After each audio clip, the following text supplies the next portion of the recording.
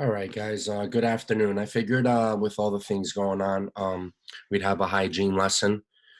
This can cater to all classes in classical charter. So as I'm sharing my screen here,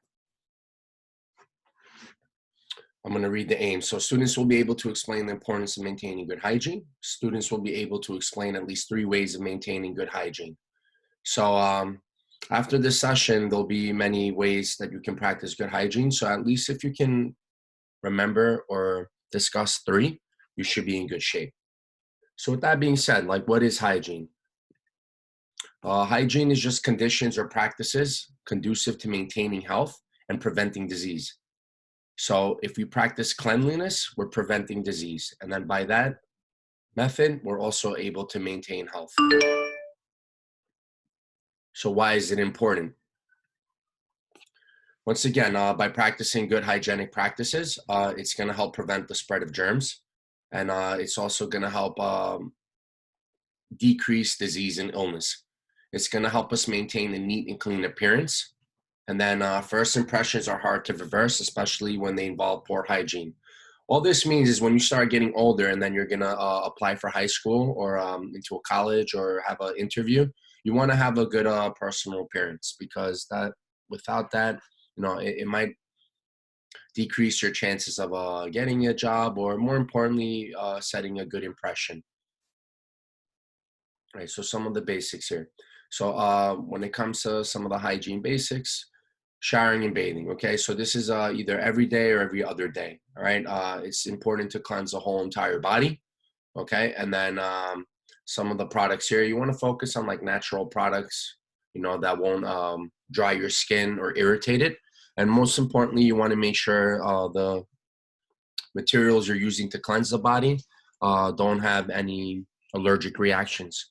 So maybe you might need to look at the label and see what kind of chemicals or ingredients there are in there or what the product is made of and try to eliminate that from your hygiene care.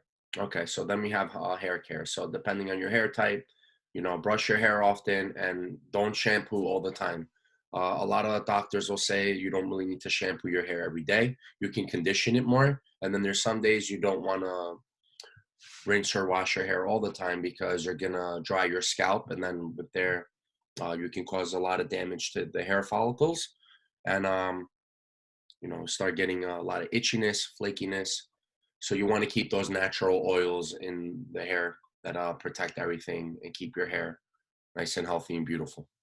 All right, so moving forward, um, hand washing. So this is extremely important, okay? And I'm also gonna go through some of the controversies here. So when it comes to hand washing, make sure you use warm water, soap, and then to wash your hands for 20 seconds. I know it says 15 seconds.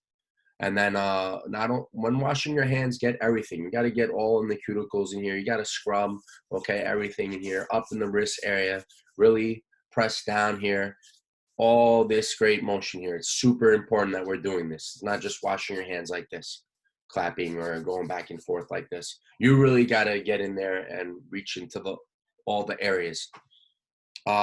The reason why this is a very good practice is because you are physically destroying the virons that might be on your skin. So our skin is a natural defense. So we won't see it unless maybe we have a microscope or a certain light detection. But if there's a bacteria cell here or any germs or virins, by physically going in there and scrubbing and pushing hard down there, you're actually breaking those barriers. And that's what kills the bacterium cell or the virin from being able to cause disease or being spread to another person. So very quickly, if you're not sure about what 15, 20 seconds is, to play it safe, do your ABCs 2 times slow, okay, and that's really it. Now the controversy. A lot of people say use Purell hand sanitizer and all that. Okay, this is the problem if you use some hand sanitizer, right? There's always that 1 small% chance of bacterial cells to become anti-resistant. What that means is the hand sanitizer will not work. All right, so you always give that 1% chance of some bacterial cells to be able to become anti-resistant to hand sanitizer products. So you can use it if you're obviously you have scarcity in soap, like you don't have it nearby, but ideally wash your hands. Wash your hands is the best thing. Very old school, very traditional, but it's very, very, very effective. All right, and that's really it. Okay, so as you notice here, we have a house up here that's not looking too great or not too neat. Okay, and then in the bottom here, obviously this is a neater appearance of the house. All right, so general cleanliness, make sure you're changing your socks, okay, especially when playing sports, getting all sweaty and things like that. All right, cleaning your sports gear appropriately. Sorry. So if you're at a gym, or even when you start doing fitness in the house now with remote learning, change that attire. All right, keep a separate bin, put all your sports attire there, and then in a day or two you gotta get that washed immediately. All right, maintaining a neat appearance, keeping space in your bedroom, your home, okay? And then when we're sneezing, sneeze into a handkerchief, a towel, a tissue, or do the chicken wing, okay? Chicken wing right into the elbow, okay? And not any of your hands or onto the forearm, because obviously all those germs are gonna stay there now, and there's still a concern of spreading disease. All right, so now we're going into teeth care, right? So every day we want to floss our teeth, all right? So when you have to floss, all right, let's say this was the actual floss. I know I'm using a headphone wire here, but you really want to get into the tooth, wrap around, and glide back and forth, all right? Not just inserting in each tooth. You want to go around like you're almost making a little U around the enamel or the actual tooth, and you're gliding a little bit after you probe in the wire or the floss, sorry, and then you're going back and forth. All right, brushing your teeth at least 2 times a day. All right, you have to brush at least 2 times a day. Ideally, one time in the morning and then one time before going to sleep. Use rinse wash or mouthwash. All right, and then you should be at least going to the doctor annually 2 times. So 2 times a year. Most insurances will cover it, and that's just your basic guideline with that. And then to protect your teeth, try to eliminate sugary drinks or foods like that, because they get stuck into our teeth, and then that's where a lot of tooth decay and other gum disease can happen, because sugar feeds everything, including germs and pathogens. All right, so what happens when we're not taking care of our teeth or following those hygienic practices, all right? You could have potential tooth decay. So that means the actual physical surface of the tooth is going to start dissolving. Cavities, all that means is literally there's a little cavity and it's eating through your enamel, this white area in here. And then if it eats too hard, it can start going to the dentin or into the nerve, and that's going to be extremely, extremely painful. So we want to avoid cavities. They cause little holes in your teeth, and if the doctor, so if the dentist does not notice it right away through an x-ray or your checkups, it can become a very bad potential issue. All right, and then gingivitis is when the gums that are around the tooth become inflamed or red, because the mouth is not clean or just not brushing effectively. So the teeth will start becoming loose and your gums will bleed, and they'll become really inflamed, and there could be some pain or soreness. And we're talking about this happening all throughout the day. It's not just like in small bits. All right. Other problems. Now, if we're not taking care of our hair, sometimes you can have dandruff, all right? Now, sometimes dandruff can be genetic, so not to panic, all right? But this is severe cases if people are not washing their hair and things like that, all right? Also, you can be at risk for lice, because if your hair is dirty, oily, and, smelly, and all the sweat and thing released from your glands, okay, lice are going to be attracted to that, and it'll be a perfect environment for lice to function, okay? Statistically speaking, lice thrives really well in young populations because your hair is really beautiful, it's new, it's natural, it's in very great condition, and you have tremendous blood supply, and that's why lice will thrive there. All right, acne, once again, this is if we're not washing the face correctly, okay? Also, genetically, that can affect people too.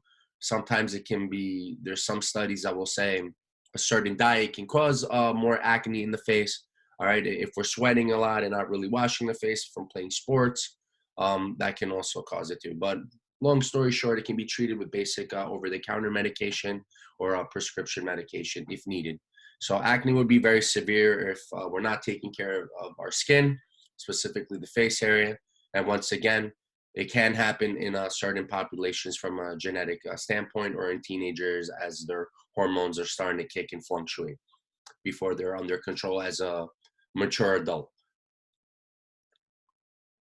All right, and now moving here. So we have to work on deodorant, right? So deodorant basics help with sweat and body odor. Okay, so when we perspire or sweat under the underarm area or our glands in the body, okay, these chemicals are released, and then it'll cause a strong smelling odor. Okay, so the more active part of deodorant, it's very important to use at age 9 to 14 because it's the puberty phase. So if we're not practicing good deodorant basics, you will have a present odor. More importantly, possible pathogens under the arm area. Okay, so it's important to follow deodorant basics. All right, so use a roll or a gel stick. All right, so one of my favorite brands is like using Dove here. Okay, you put this once or twice a day and you're good to go. All right. Number one problem that many students or even adults or people in the gym, karate classes, after doing a spinning class, is they'll spray their body with like the bod sprays, perfumes, and things like that. That is the worst thing to do after sweating, because now what is happening is you have all the sweat fluids being released naturally through the body, okay, competing with the chemicals and bonds of these sprays. And now what you get is a fiesta of very, very bad smell. It's don't do it, okay? Use like baby powder. Use the self wipes to wipe your body off. Okay, they sell like the bod spray, which is like a dry spray on the body to help shield the skin until you can finally get home in an hour or two and shower. Okay, which is the Gold Bond here. This is a good brand here. Okay, and then Johnson's and Johnson's, you have to be careful because some of these brands, the powders, they have chemicals that can be threatening, but they do sell natural versions of this in a health store or some pharmacies as well. You just got to ask. But don't use perfume or bod spray or cologne, ladies and gentlemen. All right. Just stick to either deodorant, okay, a bod spray, a dry mist, sorry, or some baby powder. Okay. And ideally, you got to go home and try to get a clean shower. This is just a short term fix. All right. Moving forward. So when you're looking at this lesson, all right, think about some questions, right? Like, how can using too much body spray be counterproductive during excessive exercise? What is a better alternative instead? What could prevent the person from practicing good hygiene? This is a trick question. Really think outside of the box. All right. And then we can always send me a message or talk about it in the near future. All right. So with that being said, Classical Charter, it was a pleasure. Have a happy Sunday. Practice good hygiene. Okay. Practice social distancing. Make sure you're washing your hands as much as possible. Okay. And don't touch your 5 portal of entries and exits. All right. That's very, very important. Okay. Have a nice day. And we'll see you for Monday class tomorrow.